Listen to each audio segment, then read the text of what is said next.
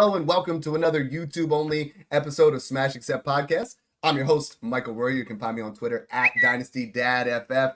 Today, we're going to bring you something interesting. You know, we always talk Superflex. The market has trended where a majority of people are playing Superflex.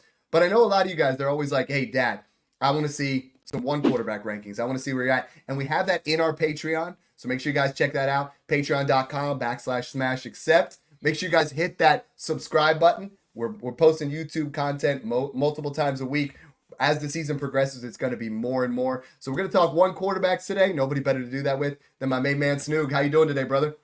I'm doing good, Dad, and it's exciting because I haven't done much with the one QB, so I'm excited to kind of dive into this and talk about just quarterbacks aside, because I'm always a guy that likes to not draft a rookie quarterback. So unless it's a guy I really like a Drake May, a CJ Stroud, a Caleb Williams, an Anthony Richardson type of quarterback where it's like you don't see a scenario where they're not hitting.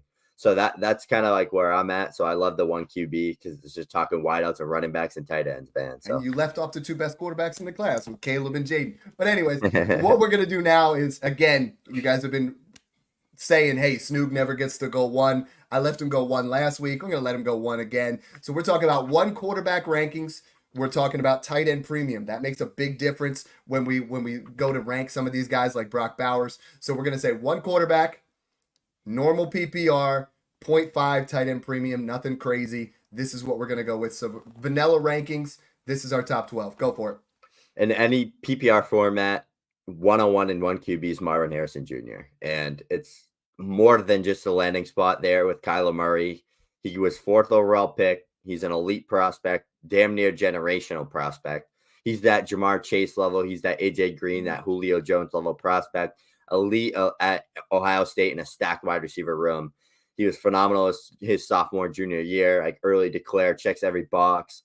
Elite route runner, can win at all 3 levels. He gets the landing spot just as a cherry on top. And now he's the easy 101 and 102 in Superflex. So give me all the Marvin Harrison Jr. He's my dynasty wide receiver 5. And he has that. He's that only guy outside of the top 3 that can jump in there with Chase, Jefferson, and Lamb, in my opinion. Him and Kyler are going to do wonders in year 1. So I love that. And I love that you referenced that because we just did our top 12 tiered dynasty YouTube only wide receivers. Make sure you guys go back, check that out. Again, we keep pushing that. We're on YouTube now, not just the podcast. So number 2 is very easy for me then. We're looking at Malik Nabers. Malik Nabers is someone that we had as a 1A, 1B. Now all of a sudden he goes to New York and everyone starts to really drop him off. I still have him in that tier with Marvin Harrison, but there is a clear-cut division. You're taking Marvin 101 in every single one quarterback league. Malik Nabers should go 102 in every single one quarterback league. Don't let the landing spot with the Giants fool you. This is someone that has the talent of a Jamar Chase. If you tell me in 2 years that he's in that top 5 conversation, I would not be surprised at all. Right now, he's my dynasty wide receiver 9, and I think he's going to, and I know I keep saying this, and everybody keeps saying, Dad, chill. It's a Garrett Wilson type floor. He has that kind of talent with that kind of quarterback situation, and we saw what happened with Garrett Wilson, right? As soon as they said Aaron Rodgers, stock shot up through the roof. As soon as we see the Giants get another quarterback, Malik Nabers is going to be there. That might not be in 2024, but we're going to see it soon. So for me, that's a tier. We have 1 and 2. Malik, Marvin. Then there's a tier of 2 guys here at 3 and 4, which becomes a little bit more difficult. Who are you taking at 3? I'm taking Odunze, and this is like 2020 where you had like CeeDee Lamb, Pittman, T. Higgins, Brian Ayuk. It's 2021 when you had Waddle, Smith, and Chase. It's 2022 when you had Olave, London, and Garrett. 2023, it's Marv, Nabers, and Odunze.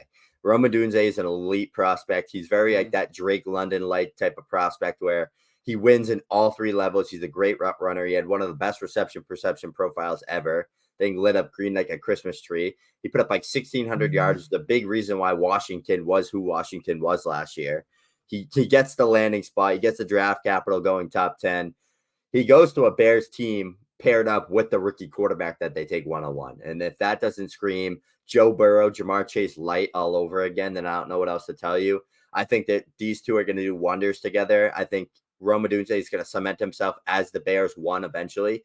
Kid's still 21 years old. Like he can do it all. Like he is as bust proofs as they come. Like he can catch everything coming his way. He can run routes. He can win all downfield. He was an elite athlete at the combine. Kid checks every single box, and he's a steal in super flex, especially when you're getting him 107, 108. And in 1QB, 103, you can't beat that price. Yeah, and this is where we get really close, right? Between Rome Odunze and Brock Bowers. Brock Bowers is arguably the best tight end prospect that we've ever seen. A lot of people don't like the landing spot, just like they did with Malik Nabers. But you and I have been talking about how Gardner Minshew has one of the shortest A dots to set up a guy close to the line of scrimmage for yak. What did Brock Bowers do in college? He is a yak monster. He's one of the best that we've ever seen to do it, and someone that you can funnel an offense through. Georgia funneled the entire offense through him. A lot of reasons why McConkey's stats weren't what they were is Brock Bowers was everything, right? Like he was that offense. Devontae Adams is going to be on the outside, Myers on the other side, and I think we see Brock Bowers used in a way where Michael Mayer is going to be blocking a lot more. Brock Bowers is going to honestly be a guy that's going to go out there and have an Evan Ingram type year one. Yes. I think he's going to dominate. What I've been telling everybody to separate these two guys is in super flex and maybe even in one quarterback. I say the stack comes first. If you're putting Caleb Williams with Rome Odunze, then it's tight end premium. If it's just a standard 0.5, if it's 1.75 or it's 2 or it's a 2 tight end league, I put Brock above Rome in every single scenario. But if it's just standard PPR, then it's Rome. I mean, it's a difficult thing. We're just that high on these two guys. We love Brock. We love Rome. And that's a tier for us. Now, the next tier I have is pretty large, 5 through 9. And I think 5 in general, number 5 has separated himself a little bit more, but he's not in a tier of his own yet. And I know since it's YouTube and not podcast, if you don't listen to our podcast, Snoog will talk about this next guy for 26 minutes in a row. We're going to bring you an abridged version here on YouTube. Yeah, let's keep it nice and simple. Xavier Worthy at 5 here. This is when the tiers start to get normalized to like the normal draft, like your 2023, like wide receiver drafts and stuff.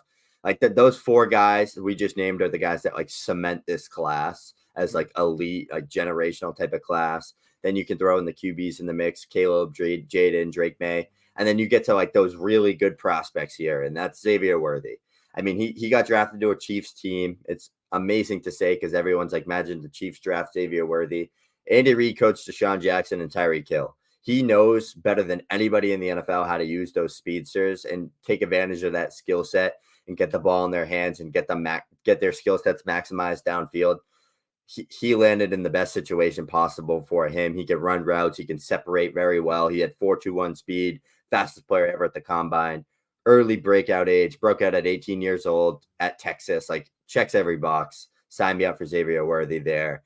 You're chasing upside and there's a floor there because the room's pretty wide open long term. So, Snoog tends to talk in his sleep a little bit. I know he says these same things about Xavier Worthy. He's always talking Worthy. Got to go out and get him. This is where it gets interesting for me, Snoog, because at 6 here in a 1 quarterback league, I have moved my running back 1 over the quarterback 1, my wide receiver 5, and wide receiver 6. I think in the 1 quarterback class, we are really trying to make sure, in a 1 quarterback draft, we're really trying to hammer home that running back. And I'm willing to do this at that 110 range in Superflex, which becomes the 106 range here. And it's Jonathon Brooks. You and I just did a running back show where we have him inside our top 12 in Dynasty. You're going to have to be a little bit patient, but Jonathon Brooks is a guy that is going to give you immediate RB production if you're willing to wait till the halfway season point. This is someone that's going to be someone that will be an RB1. And Snoog, in the 1 quarterback realm, when we're talking about that, the 25 firsts are arguably more important in 1 quarterback than they are in Superflex next year because we have so many running backs that are going to fill out your roster. So what I've been telling people is literally move back in this class as much as you can outside of Marv, but move back, accumulate value, load up on these 25 firsts because this year we had Marv there and Malik, but next year I think there's going to be about 6 guys that are going to be instant impact running backs or wide receivers that are going to be a little bit bigger than what we're talking about with Worthy and Brooks, in my opinion. So let's move on to 7. This is where it starts to get a little bit trickier. Still in the same tier. Who are you taking at 7? Yeah, I'm going to go with Caleb Williams here just because I think you can look at this as 3 players here, obviously, but I think if you really need a quarterback here and you got like Geno Smith as your QB1 and like Derek Carr and you have like a crappy quarterback room and you want to get that elite guy, Caleb Williams is a safe value here at 7. I mean, he's the 101 in Superflex, so you're getting a top 8 dynasty quarterback. He's got all the weapons in the world around him. Rome Odunze, DJ Moore, Keenan Allen, Cole Kmet, DeAndre Swift. They built that offensive lineup. They're building something special there in Chicago, and you don't want to miss out. So Caleb's definitely the guy here if you need a quarterback. And this is what I got to talk about in your one quarterback leagues is it's all different, okay? Every league is different. Some leagues, they overvalue them, right? So, I mean, if you're in a 14 team, that's closer to a super flex. So, I mean, you could argue that he's the pick at 105. If you're in a 10 team, one quarterback league, you could argue he's outside the top 10 picks because you probably already have a guy in that scenario. So we're not saying if you have Jalen Hurts, CJ Stroud, Patrick Mahomes, Josh Allen, go out there and take Caleb Williams over Brian Thomas or Lad McConkey. I'm not doing that. But if you're in a situation like Snoog said, where it's a 6 point passing touchdown and you have Derek Carr, you're in a big disadvantage. Get yourself a Caleb Williams, who's a top 8 quarterback right now. If it's 4 point, you can wait a little bit more, and then we go with one of these other guys. So that's the biggest difference. In Superflex, it's like set it and forget it. He's the 101. I don't care what the league format is. I don't care what it is. Unless it's like some kind of crazy 2 point PPR, then you consider Marv. Or you have or you have Kyler Murray to stack it and you're loaded at quarterback. For me, the next pick is really close. It's Brian Thomas Jr. and Lad McConkey. The difference for me, and I know a lot of you guys play in different formats. If it's full PPR, it's Lad. If it's half PPR, it's Brian Thomas Jr. because I think Brian Thomas Jr. has a high ceiling. I think he's going to catch more touchdowns. I think this is someone that has a DK Metcalf, career trajectory, but there is that risk in there, and I keep saying it. He's not Quentin Johnston. This is a guy that is an elite level athlete, but he's got the hands to do it, and I think Brian Thomas Jr. might take a little bit to ease in, but I think he has a higher ceiling. And I left your guy there at 9 because we keep going back and forth between these two guys, and that's really what I've come up with is PPR versus 0.5. Worthy too, though. Yeah, Worthy too. I mean, you wake up one day and you like one better than the other, and you wake up the other and it's that guy. So it's Worthy, Thomas, and McConkey here. They're splitting hairs. It's like I just take Worthy because he's tied to Reed and Mahomes. That's like what sets him over the top for me. Mm-hmm. But like if you wake me up in 2025 and you're like, yo, like Brian Thomas Jr.'s top 10 dynasty wide receiver. He's DK Metcalf now. Like everyone, he put up 1,000 yards. He's the best. He's the wide receiver 4 in this class. Like I'd be like, yeah, that makes sense. So I'm going to go with McConkey here. I think he's the wide receiver 4, 5, 6 tier. He finishes it off for me. Tied to Justin Herbert. He's the clear number 1 option in this passing game. I mean, Quentin Johnston was given that opportunity. He didn't get it done in year 1. Lad's definitely a much safer player. He wins where Justin Herbert loves, across the middle of the field. He wins in that Keenan Allen type of way where he's that elite route runner, good separator, can run every route on the route tree, and he can get open and get yak. And that's what Justin Herbert needs, and that's what he wants. So that's why Lad's a perfect fit here. He got great draft capital early, day 2. They drafted up to take him. I mean, it's just a bread and butter spot. I'm looking for a guy here that's an elite separator, great floor, has a ceiling in an elite offense, and has just proven that he can be that guy. So Lad here at 109 is great value in 1 QB. This is just testament to how good this class is. At 110, I'm getting Trey Benson. I think Trey Benson has top 12, running back upside for the future in Dynasty. I think you're going to have to be patient, just like you are with Brooks. He's going to be behind James Conner, but I think he's going to get more carries than what people want from James Conner. I think Trey Benson eventually, with the James Conner, if James Conner retires, if James Conner moves on, if James Conner gets an injury, Trey Benson is a guy that has top 12 upside, and I love getting that this late in a 1 quarterback league. You're up at 111. Yeah, I'm going to hit this 111 pick here, and then Dad's going to give you 2 to 3 guys after where I think the tier continues. So I'm going to go with Ricky Pearsal here at 11. He's my wide receiver 7 in this class. He got the draft capital. He got the best landing spot for him. I think Debo or Ayuk is gone after this next year. So I think Pearsal is a sit and wait type of guy, just like Benson might be, just like Kendre Miller was, just like JSN is. So the difference is you're not giving up. You're not paying a 106 in Superflex for this type of guy, right? You're getting him in the mid-second round of Superflex or in the late first of 1 QB. Elite route runner. I mean, he's a great separator. He could run every route in the route tree. The issue with him was the production profile wasn't sweet, but he has elite hands. His catch radius is crazy.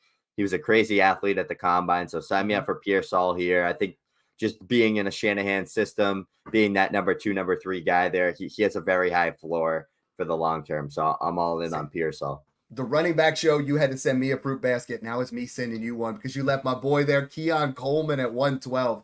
Now, I know people are going to talk about separation, right? But this is someone that the Bills moved back off Xavier Worthy to move back to where Keon Coleman is. Rumored that was their guy all along, that was what they wanted, that Josh Allen handpicked him. This is a guy that, if you can't separate, what do you need, right? There's been guys in the past that can't separate, but they have quarterbacks that aren't willing to take risks. Josh Allen has a big-time arm, willing to take. Coleman is arguably, in that area of Odunze as one of the best, if not the best guy at contested catches. And he goes up there, he can get it, he makes the highlight reel catches. We work on a little bit with the cleaning up the routes a little bit, but I think Keon Coleman could be a guy, and I know you've said in the past, like a Kenny Galladay type thing, where I think year one, he could catch 10 touchdowns, and that is going to rise his stock incredibly. He has the opportunity for me. That's why I'm investing him in insulated trades, where when I say insulated trades, we talk about on the pod, where I'm willing to move back off of, Xavier Worthy. I made a trade the other day where I gave up Worthy in a third for Coleman in a first, and in a one quarterback league, that puts me in a spot where I'm going to get one of these running backs and Keon Coleman. And, just like the other guys do, I think, this is the dream landing spot. If Brian Thomas went here, if Xavier Worthy, whoever went here, they were instantly going to become the 5th overall. Keon Coleman, we're getting at a discount at 112. So I know I got on my soapbox there. I love buying Coleman cheap right now. I've been getting him everywhere. You could also argue at this point, especially in a 4-point passing format, that Jayden Daniesl is worth the 112. Not in a 6-point, but in a 4-point. I have him as my QB 13 overall in Dynasty. So he's on that fringe of being worth a first-round pick in your one quarterback league. The other guy that I think comes into play, you could argue Blake Corum. I have him more of the 202. I'm still taking Xavier Legette over him. I think Legette lands into a spot where he, again, could be the wide receiver 1. I think Deontay Johnson ultimately is that nice wide receiver 2 safety blanket. Legette has some serious upside as the wide receiver 1 in Carolina. So this is fun, talking about one quarterback. I know that's not your forte, but I think this kind of ties everything together where you start to, when you play both formats, you start to think a little bit more holistically and you start to play that out. So we wanted to hit that up for you guys that are playing one quarterback. Make sure you guys check out our Patreon rankings at patreon.com/smashaccept. Check us out on all your major podcasts. We're on Apple iTunes, we're on Spotify, we're on everything. So thanks again. Hit that smash subscribe button and enjoy the process.